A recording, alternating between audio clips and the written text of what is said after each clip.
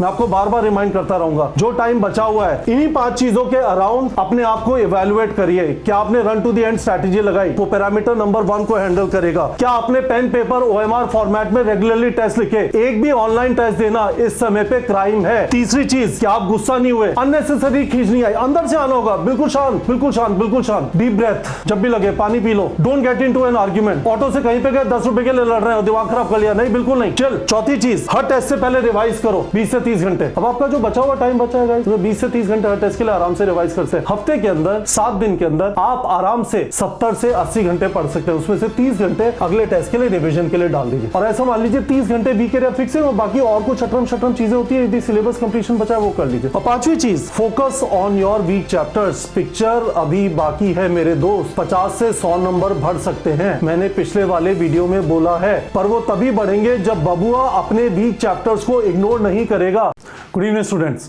NEET 2025 में 2 महीने बचे हैं। It is very very important that we understand 9 हफ्ते 9 टेस्ट और 10वें टेस्ट के लिए रेडीनेस। सारी आपकी तैयारी टेस्टिंग के अराउंड होनी चाहिए। आप में से काफी सारे लोग उस वाले मोड में ऑलरेडी होंगे। So you need to have confidence on yourself. You also need to understand कि आपका सिलेबस काफी सारे लोगों का खत्म हो चुका होगा। तो हमें किन चीजों पे ध्यान रखना है जिससे हम बचे हुए 2 महीने में मैक्सिमम जूस निकाल पाए। 5 एक्चुअली रेडीनेस पैरामीटर्स है जो मैंने यहां पे लिखे हुए हैं।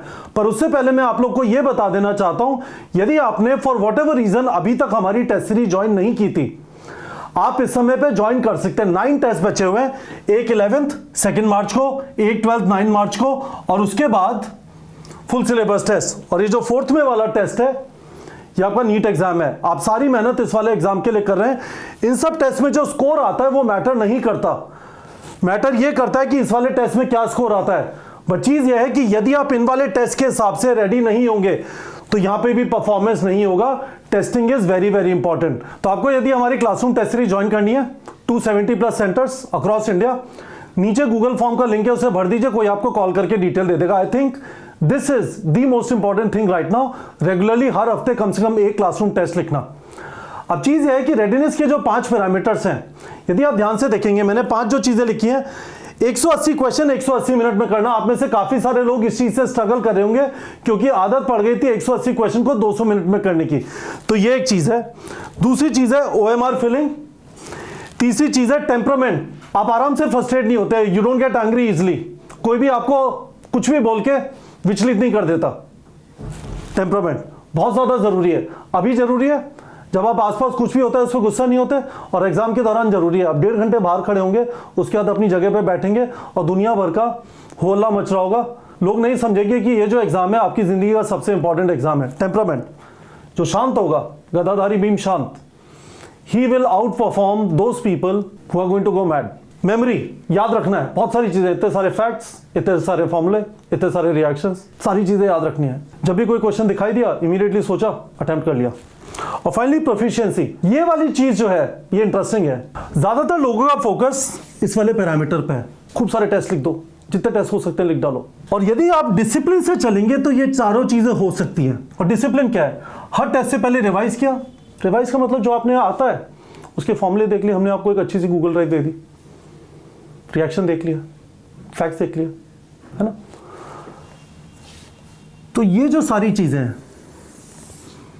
पेन पेपर OMR फॉर्मेट में टेस्ट लिखना है। आपको मैंने बताया हमारे प्लेटफॉर्म पे आप सारे test pen paper OMR format में लिख सकते हैं। इस वीडियो के डिस्क्रिप्शन में एक लिंक है, उससे आप देखेंगे, आपको समझ में आ जाएगा कैसे करेंगे। ठीक है, शांत है तो ये वाली चीज़ भी कंट्रोल हो जाएगी। और जैसे मैंने आपको बोला, रिवाइज कर रहे हैं हर टेस्ट से पहले, तो मेमोरी का इश्यू भी फ्रीज हो जाएगा, है ना, ये वाला भी। तो ये 4 चीज़ें डेफिनेटली कंट्रोल की जा सकती है। इसके लिए जो एक इफेक्टिव चीज़ है बार बार टेस्ट लिखने के मुकाबले, मेरे हिसाब से वो run to the end strategy है ना। मैंने आपको बार बार इसके बारे में बताया, एक बार वापस बता देता हूं, जरा सोचना। तो आपको करना क्या है, जरा सोचो। पेपर आप अटेम्प्ट कर रहे हैं, जब भी आपको कोई भी क्वेश्चन लगता है 30 सेकंड सोचने के बाद कि नहीं यार ये नहीं हो पाएगा, अभिमन्यु अंदर जाएगा और फंस जाएगा, बाहर नहीं आ पाएगा, उस क्वेश्चन को अटेम्प्ट मत करो। गोला मारो, आगे बढ़ो, गोला मारो, आगे बढ़ो। आपका पहला फर्ज 180th क्वेश्चन पे पहुंचना है। मैं आपसे ये नहीं बोल रहा कि अननेसेसरीली जल्दबाजी करिए, पर किसी भी क्वेश्चन पे अटकिए मत। मैं आपसे ये बोल रहा हूं, यदि आप किसी भी क्वेश्चन पे 5, 7, 10 मिनट अटक गए तो आपने ये वाली चीज अप्लाई नहीं की।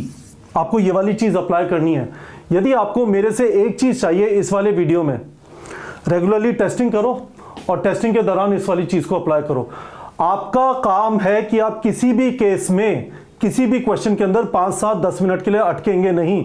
हर क्वेश्चन का वेटेज 4 मार्क्स है, फिजिक्स का हो, केमिस्ट्री का हो, बायो का हो।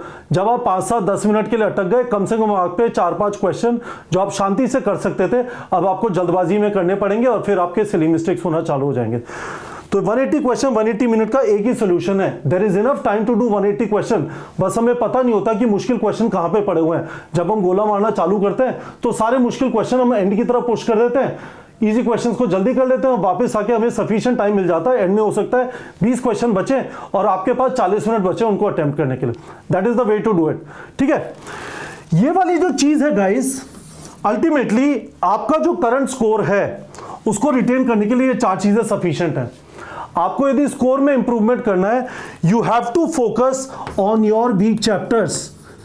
जो मैंने यहां पे लिखा है, इस चीज को ज्यादातर लोग इग्नोर करेंगे क्योंकि उनको लग रहा है बार बार टेस्ट देने से मुझे फायदा होगा। आपको टेस्ट के पहले रिवाइज करना है और उसके बाद sufficient time weak area fixing के लिए देना है। मैं डेली 9 बजे आप लोग को जूम पे लेके इसीलिए बैठता हूं। 2025 वालों से एक्सपेक्टेड है 100 MCQs daily of weak chapters from 9 PM।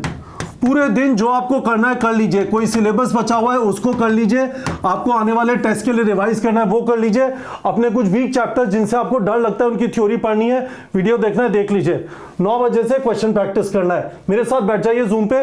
ये वाली चीज आप इग्नोर करेंगे, आपको टेस्टिंग से सिग्नल मिल रहा होगा अच्छा, पर उसके बाद यदि आपने वीक चैप्टर्स पे फोकस नहीं किया, गड़बड़ हो जाएगी guys. So these are the 5 readiness parameters. मैं आप लोगों से पूछना चाहता हूं, क्या आप इन 5 चीजों का ध्यान रख रहे हैं या 5वीं चीज को इग्नोर कर जा रहे हैं? मैं आपको बार बार रिमाइंड करता रहूंगा, जो टाइम बचा हुआ है इन्हीं 5 चीजों के अराउंड अपने आप को इवैल्यूएट करिए। क्या आपने run to the end strategy लगाई? वो पैरामीटर नंबर 1 को हैंडल करेगा। क्या आपने पेन पेपर OMR फॉर्मेट में रेगुलरली टेस्ट लिखे? एक भी ऑनलाइन टेस्ट देना इस समय पे क्राइम है। तीसरी चीज, क्या आप गुस्सा नहीं हुए? अननेसेसरी खींच नहीं आई, अंदर से आना होगा, बिल्कुल शांत, बिल्कुल शांत, बिल्कुल शांत। डीप ब्रेथ, जब भी लगे पानी P low. Don't get into an argument. Auto से कहीं पे गए, 10 रुपए के लिए लड़ रहे हो, दिमाग खराब कर लिया, नहीं, बिल्कुल नहीं, चिल। चौथी चीज, हर टेस्ट से पहले रिवाइज करो 20 से 30 घंटे। अब आपका जो बचा हुआ टाइम बचा है गाइस, 20 से 30 घंटे हर टेस्ट के लिए आराम से रिवाइज कर सकते हैं। हफ्ते के अंदर 7 दिन के अंदर आप आराम से 70 से 80 घंटे पढ़ सकते हैं। उसमें से 30 घंटे अगले टेस्ट के लिए रिवीजन के लिए डाल दीजिए। और ऐसा मान लीजिए 30 घंटे वीक एरिया फिक्सिंग और बाकी और कुछ शटरम चीजें होती है, यदि सिलेबस कंप्लीशन बचा है वो कर लीजिए। और 5वीं चीज, focus on your weak chapters. Picture अभी बाकी है मेरे दोस्त, 50 से 100 नंबर बढ़ सकते हैं। मैंने पिछले वाले वीडियो में बोला है, पर वो तभी बढ़ेंगे जब बबुआ अपने वीक चैप्टर्स को इग्नोर नहीं करेगा। यदि बहुत सारे वीक चैप्टर्स हैं, सब कुछ फिक्स नहीं हो सकता। Identify those weak chapters which you want to fix right now, जिन पे कॉन्फिडेंस है कि हाँ इन्हें पढ़ूंगा तो हो जाएगा। I hope you understand guys. आपकी तैयारी बचे हुए टाइम के लिए continuously you need to evaluate on these 5 readiness parameters. हमारी टेस्टिंग इस टाइम पे एक फाइनल फेज में मूव कर रही है। 9 टेस्ट, एक 11th, एक 12th और उसके बाद 7 full syllabus test. If you want to join, I would strongly recommend. और इन 5 रेडीनेस पैरामीटर्स का ध्यान रखिएगा। फॉर्म फिलिंग का जो वीडियो है फाइनली रेडी है, कल अपलोड हो जाएगा। और कोई क्वेश्चन है वीडियो के कमेंट सेक्शन में पूछ लीजिए, पर मुझे जरा बता दीजिए वीडियो के कमेंट सेक्शन में इन 5 रेडीनेस पैरामीटर्स 1 2 3 4 5 पे कौन सी जगह डावाडोल है। आप में से काफ़ी सारे लोगों को गुस्सा बहुत आता होगा, और कुछ भी चीज़ है जो डावाडोल है मुझे वीडियो के कमेंट सेक्शन में बता दीजिए। ठीक है बच्चों।